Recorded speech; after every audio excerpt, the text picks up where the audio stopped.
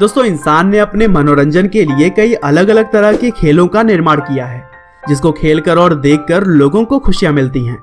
और इन्हीं खेलों में से एक है रेसलिंग, जिसकी शुरुआत वैसे तो आज से कई सौ साल पहले ही हो गई थी, लेकिन इसे इंटरेस्टिंग बनाए रखने के लिए इसमें कई सारे बदलाव किए जाते रहे हैं और इसी वजह से आज भी इस खेल को देखने के लिए लंबी लाइनें लग जाती हैं।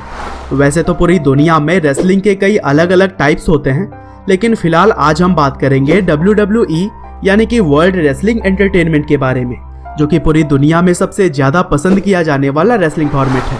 और दोस्तों, अगर आप यह वीडियो देख रहे हैं तो आप में से ज्यादातर लोग WWE के बारे में तो जानते ही होंगे, लेकिन जो नहीं जानता उन्हें मैं बता दूं कि यह दुनिया की सबसे बड़ी रेसलिंग कंपनी है, जिसने कि हमें John Cena, Undertaker, Roman Reigns, Hulk Hogan और ब्रॉक लेसनर की तरह ही बहुत सारे शानदार रेसलर दिए हैं। और दोस्तों, WWE के रॉ और स्मैकडाउन की तरह ही कई सारे हाई प्रोफाइल प्रोग्राम्स 150 से भी ज्यादा देशों में ब्रॉडकास्ट किए जाते हैं। इसके अलावा WWE हर साल रेसलमेनिया की तरह 12 पे पर व्यू इवेंट होस्ट करता है।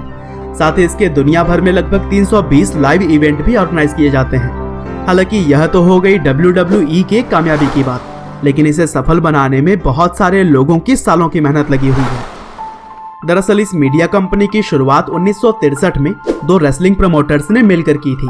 पहले विंस मैकमोहन सीनियर और दूसरे टूट्स मोंट। एक्चुअली प्रो रेसलिंग के शुरुआती दौर में रेसलिंग टीम्स को टेरिटरीज के हिसाब से बांटा गया था और टेरिटरीज के इन ग्रुप्स को नेशनल रेसलिंग अलियंस कहा जाता था, जिसमें कि हर ग्रुप के प्रमोटर्स यानी कि इसे मैनेज करने वाले अलग अलग होते थे।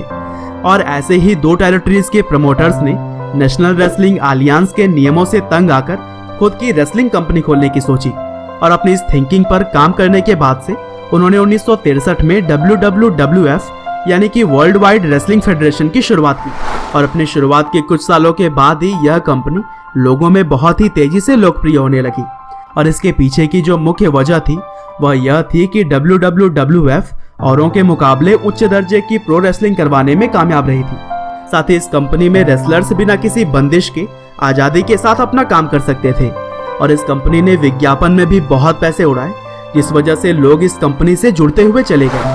हालांकि इसी बीच 1976 में कंपनी के को फाउंडर टूट्स मोंट का निधन हो गया, जिसके बाद से आगे के पूरे काम की जिम्मेदारी विंस मैकमोहन सीनियर के कंधों पर आ गई। हालांकि विंस मैकमोहन सीनियर थोड़े पुराने सोच के व्यक्ति थे और उनको लगता था कि एक रेसलर को सिर्फ रेसलिंग करनी चाहिए, इसके अलावा उन्हें किसी भी टाइमलाइट से दूर रहना चाहिए। और इसीलिए उन्होंने उस समय के स्टार रेसलर हल्क होगन को भी अपनी कंपनी से निकाल दिया था, क्योंकि हल्क ने उस समय एक मूवी में काम कर लिया था।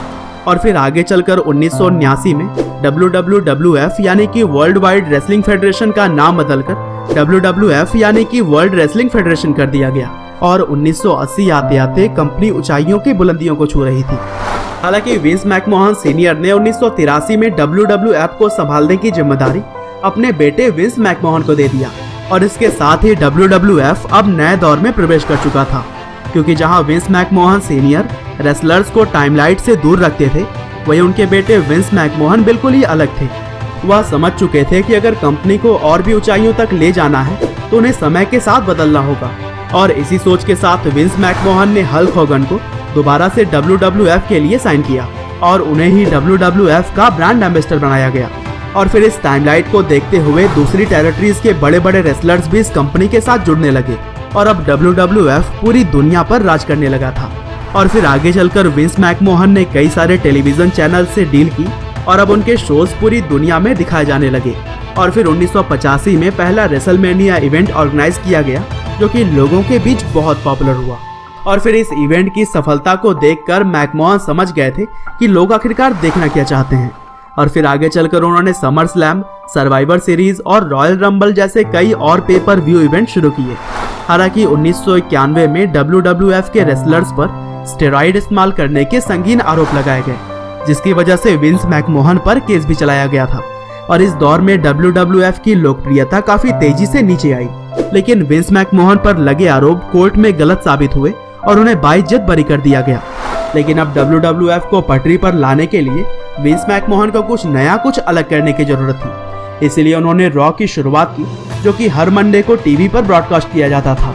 और इस प्रोग्राम ने WWF को वापस से लोगों के दिलों तक पहुंचाने में अहम भूमिका निभाई। और फिर आगे भी WWF ने स्मैकडाउन नाम से एक और प्रोग्राम की शुरुआत की और यह प्रोग्राम भी लोगों को खूब भाया। और फिर 2002 में WWF का नाम एक बार और बदलकर WWE यानी कि वर्ल्ड रेसलिंग एंटरटेनमेंट कर दिया गया और तभी से इसी नाम के अंतर्गत हम प्रो रेसलिंग का लुत्फ उठाते हैं। और दोस्तों अंत में बस मैं यही कहना चाहता हूँ कि WWE ने हमें एंटरटेन करने के साथ साथ रेसलर्स को भी एक अच्छा एक्सपोजर दिया और उम्मीद करते हैं कि इसी तरह से आगे भी यह कंपनी हमारा मनोरंजन करती रहेगी। आपका बहुमूल्य समय देने के लिए बहुत बहुत धन्यवाद।